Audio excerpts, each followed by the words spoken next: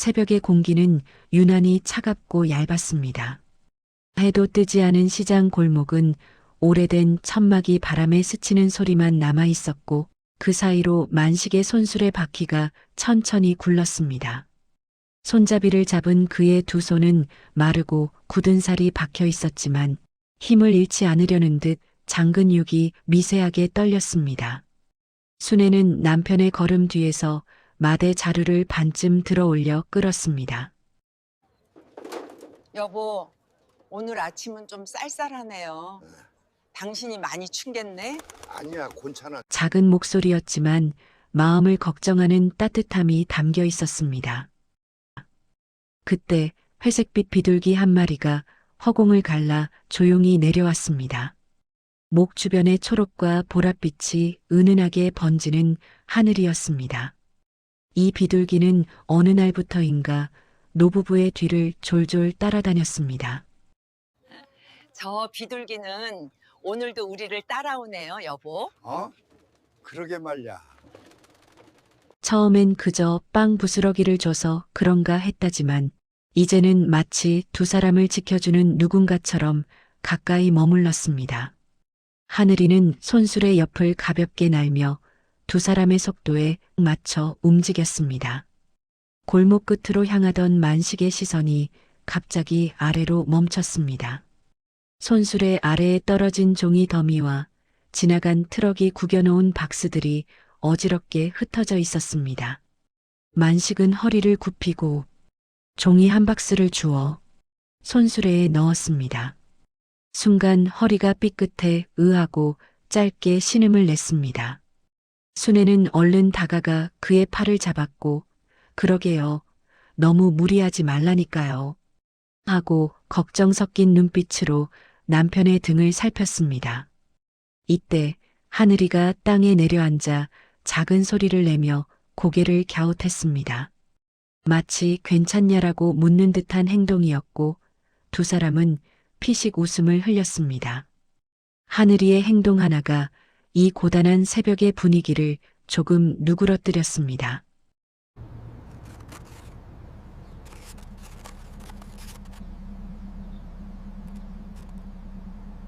해가 완전히 떠오르기도 전에 노부부는 시장 골목 한쪽에서 폐지를 정리하고 있었습니다.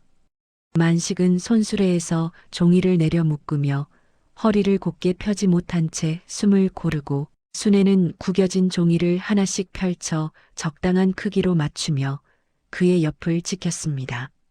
손가락 관절이 부어 붉게 달아올라 있었지만 표정만큼은 묵묵했습니다. 이렇게라도 벌어야 한 달을 버틸 수 있지. 순애가 작게 말하자 만식은 고개만 끄덕였습니다. 수입은 많지 않았고 전기세와 가스비를 아끼려 초저녁이면 불을 끄고 지내는 날이 많았습니다. 그러나 함께 있다는 사실만큼은 두 사람을 조금씩 버티게 해주는 힘이 되었습니다. 그때 비둘기 하늘이가 찌르르 울며 두 사람 사이를 스치듯 걸었습니다. 순애는 그 모습을 보고 피식 웃으며 말했습니다. 얘는 참 우릴 사람으로 아는 걸까? 말하지 않아도 우리를 결투에 있지 않소. 만식은 허리를 천천히 펴며 투박하게 대답했습니다. 하늘이는 종이 더미 근처에서 뭔가를 쪼아대다가도 두 사람이 움직이면 다시 뒤를 따라 걸었습니다. 마치 그들의 감정을 그대로 알고 있는 것처럼 조용히 말을 걸어오는 행동이었습니다.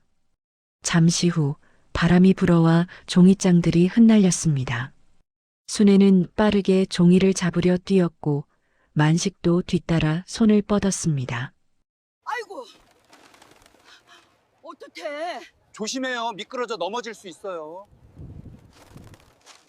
만식의 목소리는 투박했지만 그 속에는 깊은 애정이 배어 있었습니다. 순애는 숨을 고르며 여보도 요즘 허리도 안 좋은데 걱정스러운 눈빛을 보냈습니다. 일이 마무리되자 두 사람은 손수레에 기대어 잠시 쉬었습니다. 만식은 주머니에서 낡은 동전을 꺼내보며 말했습니다. 오늘 점심은 뭐라도 사 먹읍시다. 괜찮아요. 나중에 더 벌면 그때 먹어요. 그 말은 체념이 아니라 함께 살기 위해 아끼고 아껴야 한다는 삶의 지혜였습니다. 하늘이는 다시 두 사람 발치에 앉아 그들을 올려다보며 고개를 갸웃했습니다. 마치 당신들은 혼자가 아니에요라고 말하는 듯 했습니다. 고된 하루였지만 그 작은 생명 하나가 묘하게 따뜻한 위로를 건네는 순간이었습니다.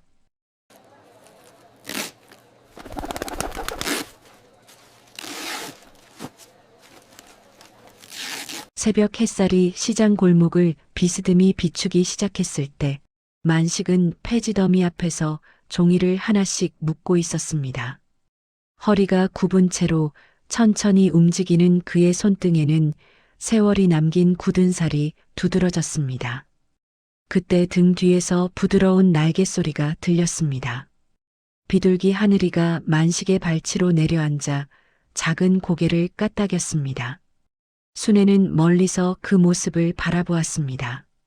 하늘이는 그저 따라온 것처럼 보이지 않았습니다. 두꺼운 골판지 위에서 자리를 돌며 무언가를 부리로 툭 쳤습니다. 여보, 오늘은 하늘이가 당신한테 무슨 말을 하고 싶은 것 같아요. 만식은 허리를 굽히고 가까이 다가갔습니다. 그의 시선 끝에는 구겨진 종이 조각이 놓여 있었고 그것은 바람에 굴러온 듯 구겨진 종이 조각이었습니다. 그는 종이를 조심스레 들어 펼쳤습니다.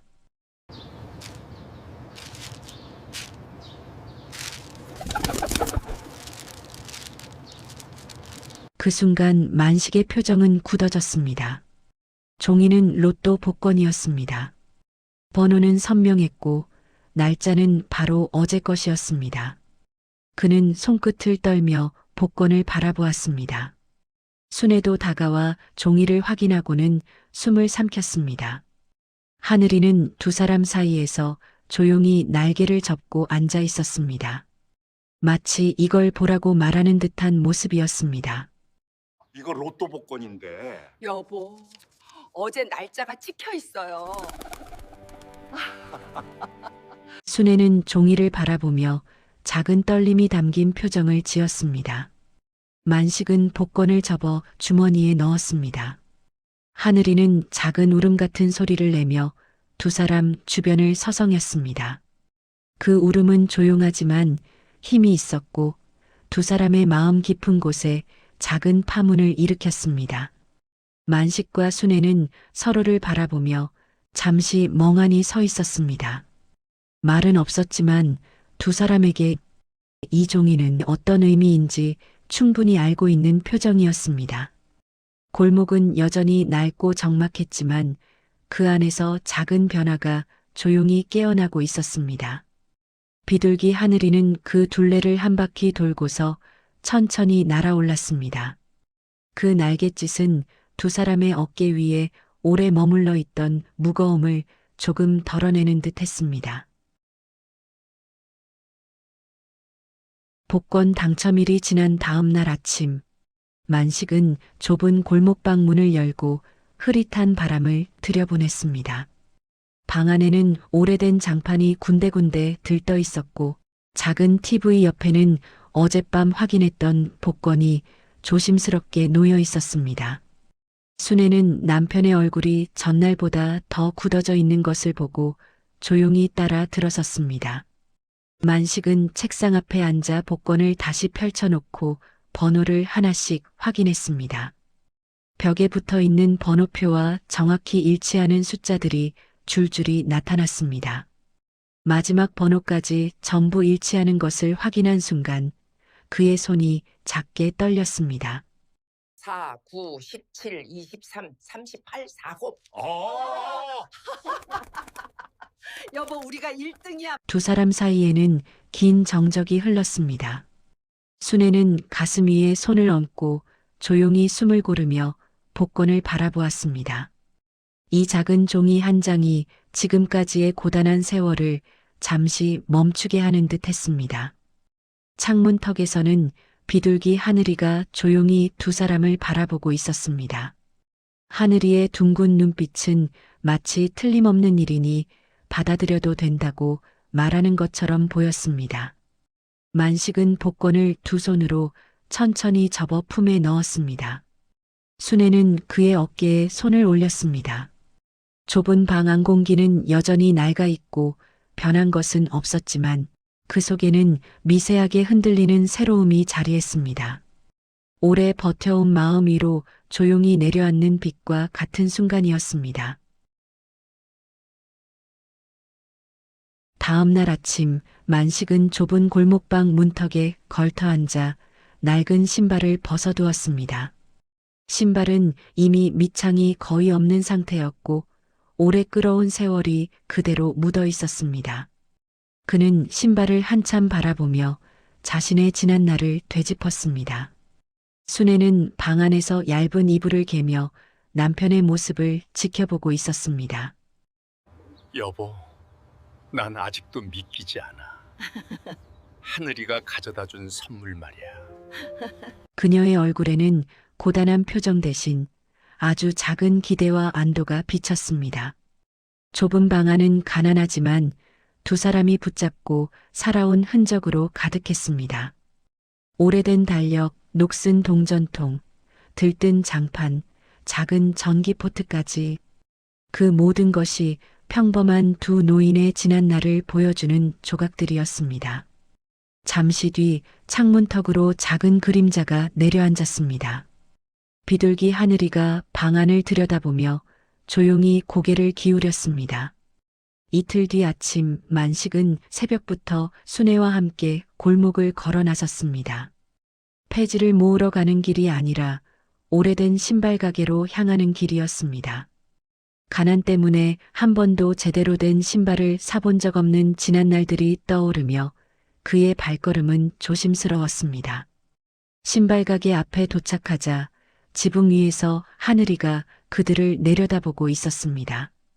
만식은 용기를 내어 험한 손으로 가게 문을 밀었습니다.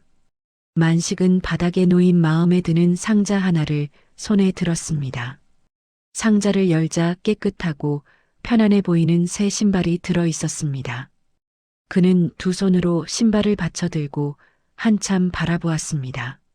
순애는 그 옆에서 작은 미소를 띤 채 남편을 지켜보았습니다. 마음에 드세요? 네, 아유, 편할 것 같아요. 계산대 앞에서 만식은 조심스레 지갑을 열었습니다. 당첨금이 아니라 먼저 자신들이 모아둔 작은 돈을 꺼내 놓았습니다. 그 손동작에는 이것이 우리의 삶입니다라는 다짐이 담겨 있었습니다. 하늘이는 유리창 너머에서 고개를 기울이며 그 모습을 지켜보고 있었습니다. 작은 신발 한 켤레였지만 두 사람의 삶을 바꾸는 시작이 되고 있었습니다.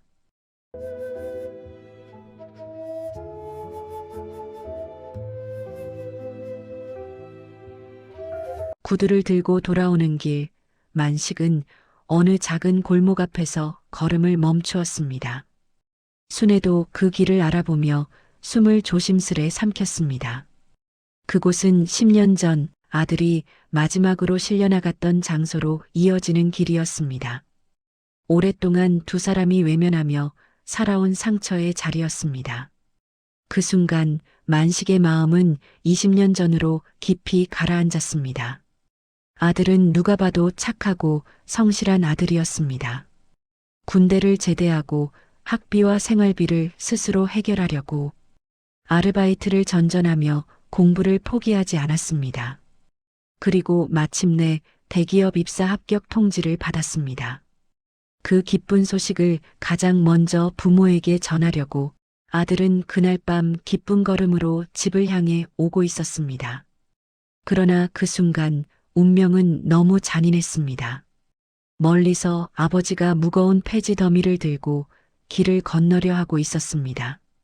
차가 빠른 속도로 달려오고 있었고 아들은 망설임 없이 뛰어들어 아버지를 온 힘으로 밀쳐냈습니다. 만식은 쓰러졌고 아들은 그 충격으로 전봇대 옆으로 크게 굴러 떨어졌습니다. 머리를 부딪혔지만 바로 사망하지는 않았습니다. 가쁜 숨을 내쉬며 아버지를 바라보던 그 눈빛은 20년이 지난 지금도 만식의 가슴 깊이 남아 있습니다. 그날 이후 두 사람의 삶은 완전히 뒤바뀌었습니다. 아들은 중환자실로 옮겨졌고 희미한 숨을 붙잡는 동안 부부는 살릴 수만 있다면 무엇이든 하겠다는 마음으로 움직였습니다. 집을 팔고 남은 예금을 털고 사채비까지 내며 치료비를 마련했습니다. 수많은 밤을 병원 의자에서 보내며 단 한 번이라도 아들이 눈을 뜨기를 기다렸습니다. 민우야, 민우야, 제발 눈을 떠봐, 민우야. 그러나 기적은 오지 않았습니다. 몇 달 뒤 아들은 조용히 눈을 감았습니다. 그 순간 부부는 삶 전체가 무너지는 듯한 깊은 충격에 빠졌습니다. 집도 잃고 가진 것도 모두 사라졌습니다. 그저 살아만 있었더라면 하는 절절한 바람만 남았을 뿐입니다. 그 기억이 골목 끝에서 밀려오자 만식은 천천히 벽에 손을 짚고 주저앉았습니다. 손등이 떨리고 입술도 떨렸습니다. 순애는 그의 옆에 고요히 앉아 오랫동안 눌러두었던 그리움을 눈가에 머금었습니다. 만식은 떨리는 목소리도 내지 못한 채 살아남은 자신을 탓하듯 고개를 숙였습니다.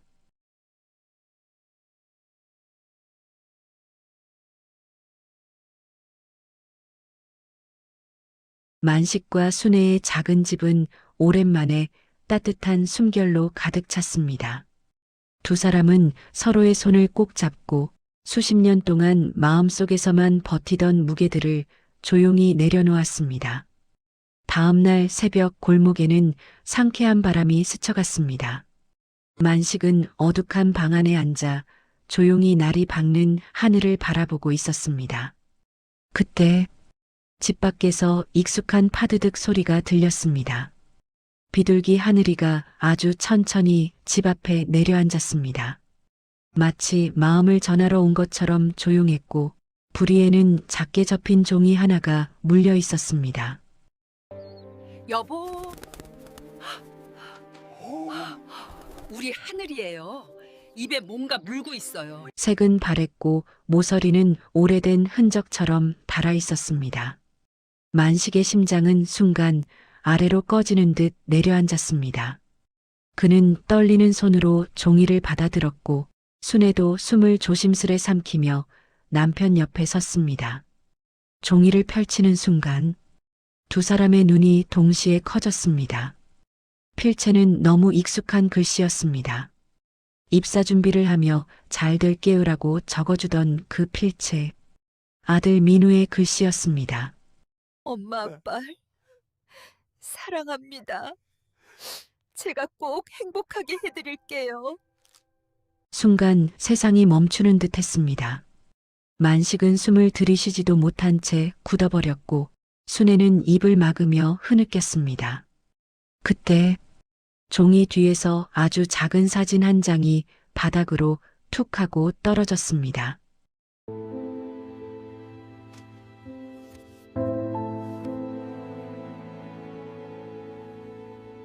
햇빛 한 줄기가 사진 위로 스며들며 그 속 장면이 또렷하게 드러났습니다. 사진 속에는 아버지의 폐지 수레 뒤에 서서 밝게 웃고 있던 젊은 민우의 모습이 담겨 있었습니다. 그 미소는 세상 어떤 것보다 따뜻했고 그날의 공기마저 사진 속에 살아있는 듯 했습니다. 순애는 사진을 움켜쥐며 울부짖었습니다. 우리 민우, 우리 아들. 만식은 깊은 눈물 속에서 사진 속 아들의 얼굴을 끝없이 쓰다듬었습니다. 그 순간 비둘기 하늘이는 두 사람을 조용히 바라본 뒤 마지막 인사를 하듯 천천히 하늘로 날아올랐습니다.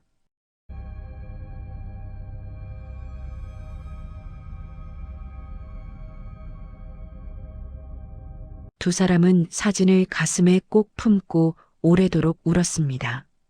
아들은 10년 전에 떠난 것이 아니라 늘 함께 곁에 있었습니다.